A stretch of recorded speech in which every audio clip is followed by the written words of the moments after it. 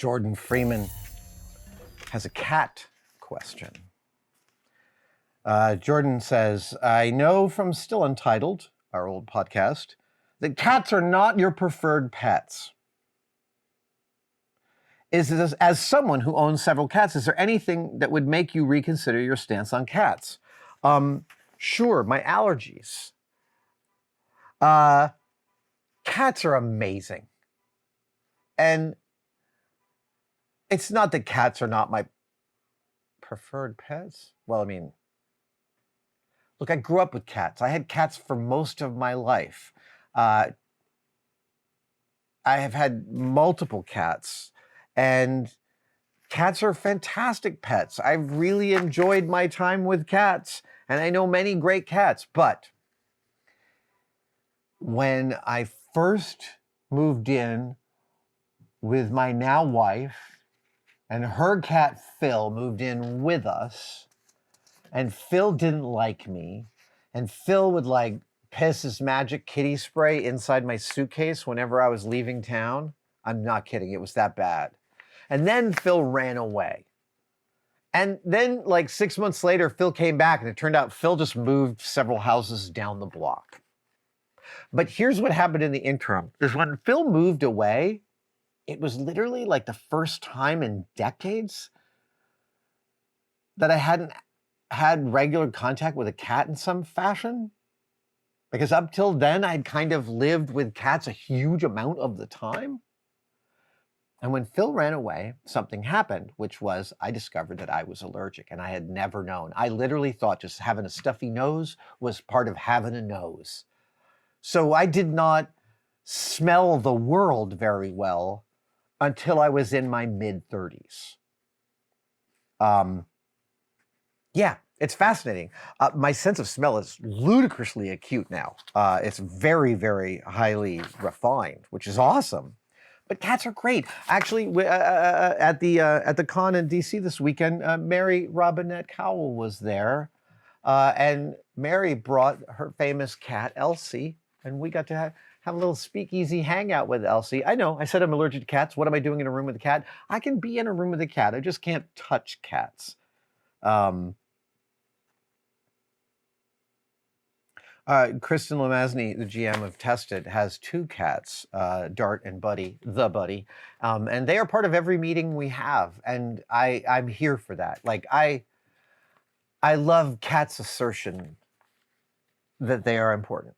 I really appreciate them for that, because they are.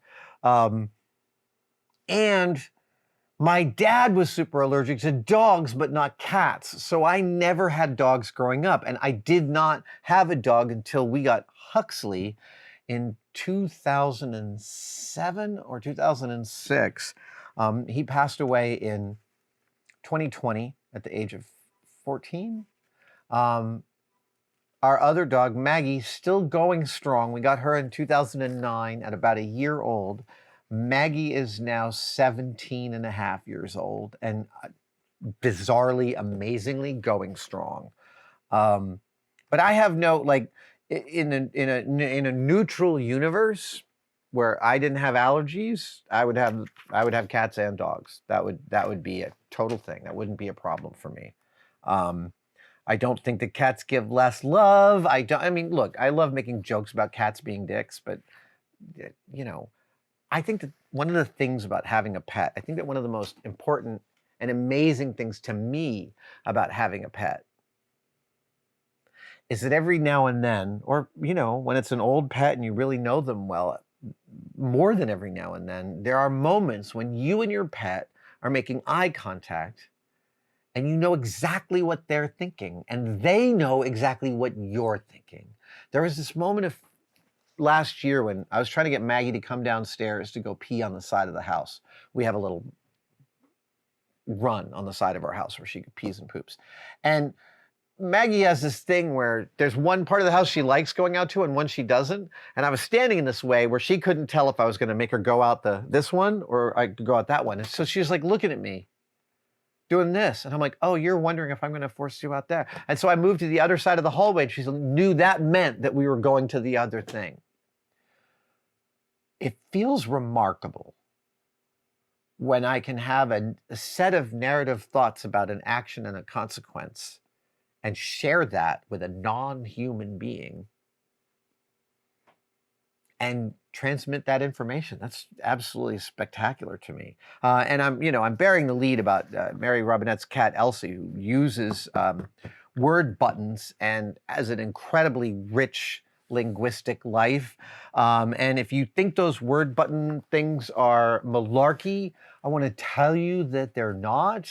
That actually a fairly robust longitudinal study seems to be indicating in every way that those talk buttons are giving us insights into a non-human brain's view of the topography of the world, and I'm thrilled by that. I'm thrilled by that. It's very exciting. Lost but making good time, terrific username, asks, is your unique facial hairstyle an ode to a historic figure or other inspiration? Or is it the result of an unfortunate shaving incident which took on a life of its own?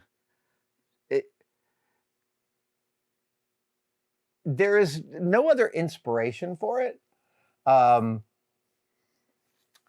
grew a goatee in 1988. That's the technical term, I think. Yeah, could be a goatee, could be a Van Dyke. They have different, yeah. So I grew this in 1988. I never thought I would grow it, but I hadn't shaved for a while, and my girlfriend, Tara, was like, I like it. It's like having a whole new boyfriend. And I thought, that can't be bad. Let's try that. And so I grew it, and I have shaved it twice since then. It has developed a lot. I didn't used to have the sideburns, and actually the sideburns started out just here, and then I think during one of the Mythbusters breaks, I sort of liked on the 2 to 3 week Mythbuster breaks from shooting to grow my beard out. Break beards. It's classic television tradition. And one time when I was shaving off my break beard, I left these pork chops, and my wife, my current partner, my wife, she said, I really like that. So I kept on going. And then, it lends a nice line to my jaw that might or might not actually be there. So I appreciate it structurally, architecturally. That's why this is like this. So funny, I see so many people at the table, and when someone comes up with that particular kind of strawberry blonde hair that was my hair color, I'm looking in the mirror here, there's none of it left. But I recently had to order a new passport, and when I did, it said hair color, and I was like, gray. Which, that's the truth, but it was funny to write it out. It felt something. I felt something.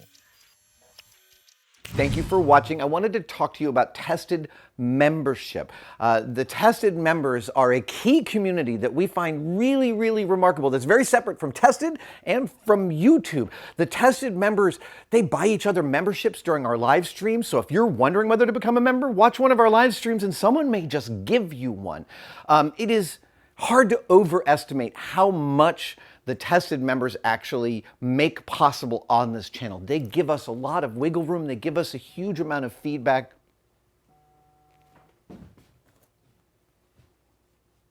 That's a member right now. Thank you so much for enjoying your membership.